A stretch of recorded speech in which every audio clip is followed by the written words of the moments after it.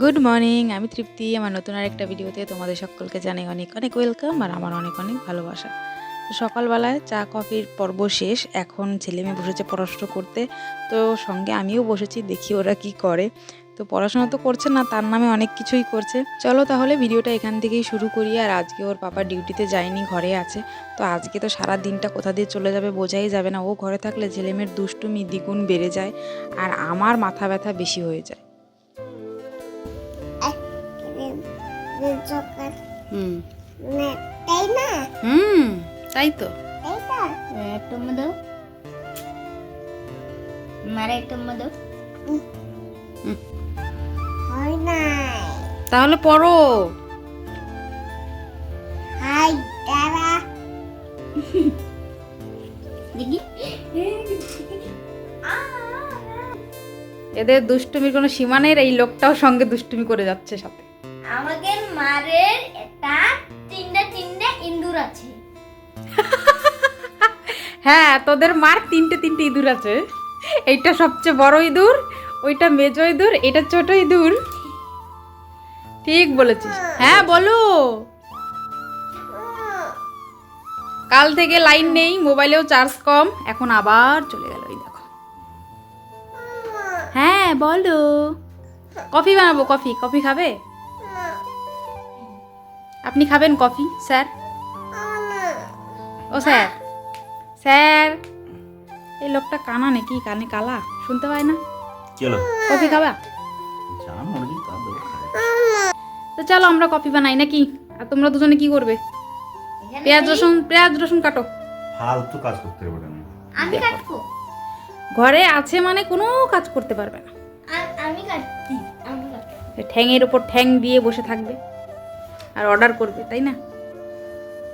এই যাও। এই লোকটা ঘরে থাকলে কোথা থেকে সময় চলে যায় বোঝাই যায় না। বেলা 1টা হয়ে গেছে, এখনো রান্না করিনি।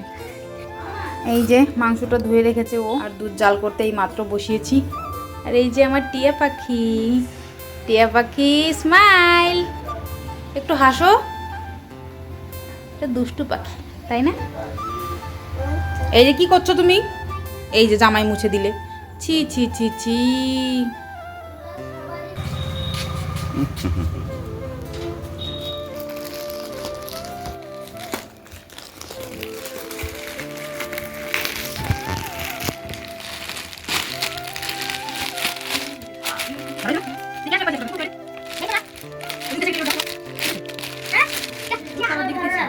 তোমার জন্য না।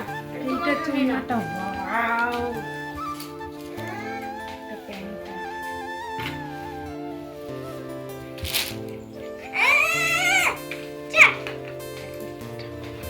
ভালো হয়েছে? ভালো লাগতেছে? হ্যাঁ? কেন হেল্প করতে পারে? আরে মুখ দিয়ে করো। খুব সুন্দর, দেখো তোমার ভালো লাগলো নাকি? খুব সুন্দর, খুব সুন্দর। দেখা এটা একটা 3 পিস কুর্তা। তো এটা হচ্ছে প্যান্ট, এটা হচ্ছে কুর্তাটা, আর এই হচ্ছে ওড়নাটা। সব থেকে আমার ওড়নাটা বেশি ভালো লেগেছে, সত্যি ভালো। কেমন হয়েছে তোমরাও কমেন্ট করে জানিও। আমার তো বেশ ভালো লেগেছে। হচ্ছে আমার কফির অবস্থা দেখো কি করছে এখানে বসে বসে। তোর করতে হবে না, আমি করেছি, হয়েছে কফিগুলো। চল নিচে চল, পাপার কাছে চল। এই যে স্যারের coffee, coffee. This is special. এই যে স্যারের কফি। আর স্যার কি করছে এখানে? রসুন ছড়াচ্ছে। দেখি আমি একটু খেয়ে দেখি কেমন লাগে। দেখি কেমন হয়েছে দেখি। দারুণ খেতে, একদম চকলেটের মতন। চিনি দিয়েছে তো? হ্যাঁ, কেন চিনিতে হয়নি? কিছু হয়নি। আর অল্প দিও। কেমন হয়েছে স্যার? সেই একটু ক্যামেরার দিকে তাকিয়ে বলো। বললাম তো সেই সেই একদম দারুণ হয়েছে। রসুনটা কত দিয়ে দিই? ওভার একটু। রসুন আছে? সবাই মিলে অনেক সময় গপ্পগুজব করলাম, অনেকটা সময় কাটালাম, সঙ্গে কফিও খেলাম। এখন রান্না বান্নার পালা। সকালবেলায় সমস্ত কাজ সেরে তারপর রান্না করতে এসেছি, ওই জন্য অনেকটা দেরি হয়ে গেছে। বলেছি না, এই লোকটা ঘরে থাকলে কোথা দিয়ে দিয়ে সময় চলে যায় বোঝাই যায় না। ছেলে মেয়ের সঙ্গে সমানে নিজেও দুষ্টুমি করতে থাকবে। এদিকে আমি পেঁয়াজ, রসুন, টমেটো সব একসঙ্গে ভাজতে বসিয়ে দিয়েছি, ওই যে মাংসটা রান্না করব সেজন্য। আর এদিকে লোক কোথা থেকে একটা কাঠের টুকরো নিয়ে এসছে, এটা দিয়ে আমাকে চপিং বোর্ড বানিয়ে দেবে। আসলে কিনলে কেনাই যেত, কিন্তু ও বলেছে তোমাকে একটা কাঠের বানিয়ে দিই, তাহলে অনেক দিন থাকবে, তুমি ব্যবহারও করতে পারবে আর রুটি বেলতেও পারবে। তো অনেক কিছু ভেবে কোথা থেকে একটা কাঠের টুকরো এনে সেটাকে এখন পলিশ করতে বসেছে। আর আমার ঘরের যন্ত্রপাতি না বেশিরভাগ ওর হাতেরই তৈরি করা। আর এদিকে দেখো কতগুলো জামা কাপড় ধুয়েছি, সব না এই ছাদের নিচেই এখন মেলে দিতে হয়, আর মেলার কোনো জায়গা নেই। ওদিকে মাংসটা বসিয়ে রেখে এসেছি, তাড়াতাড়ি যাই, না হলে আগের দিনের মতো পুড়ে যাবে। আর আজকে যদি পুড়ে যায় তাহলে আমার রক্ষে নেই।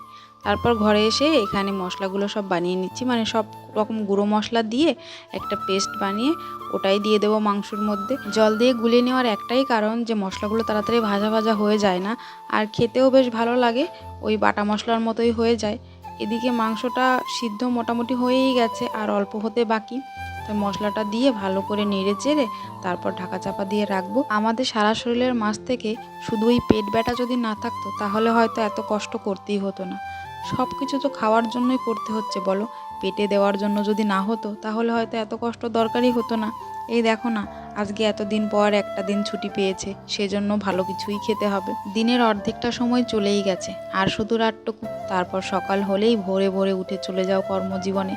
আর আসারও কোনো সময় নেই, কখনো বা রাত 10টা, কখনো বা রাত 9টা। এত কষ্ট শুধু নিজের আর পরিবারের লোকের পেটের জন্যই, না হলে তো করার প্রয়োজনই হতো না, তাই না? এই হয়ে গেছে আমার মাংস, কি সুন্দর হয়েছে দেখতে না? দেখেই তো জিভে জল চলে আসছে আমার। আর এদিকে আমার মেয়ে দেখো, মা কি খাচ্ছ? ওকে একটু কষানি মাংস দিয়েছি। বাবাই খাচ্ছ? এদিকে ছেলে আর মেয়েকে খেতে দিয়ে দিয়েছি। ওর বাবার এখনো কাজ শেষ হয়নি, ও আসলে পরে আমরা দুজনে একসঙ্গে খাবো। ভালো করে মাখা, মোবাইলের দিকে তাকিয়ে আছিস, মোবাইলটা রাখ। ওদেরকে খেতে দিয়ে দিয়েছি, ওর বাবার এখনও কাজ শেষ হয়নি, ও আসলে দুজনে একসঙ্গেই খাবো। চলো তাহলে আজকের মতো ভিডিওটা এখানেই শেষ করি। সবার ভালো লাগলে একটা লাইক, শেয়ার, সাবস্ক্রাইব করে দিও। দেখা হবে এর পরের ভিডিওতে। টাটা।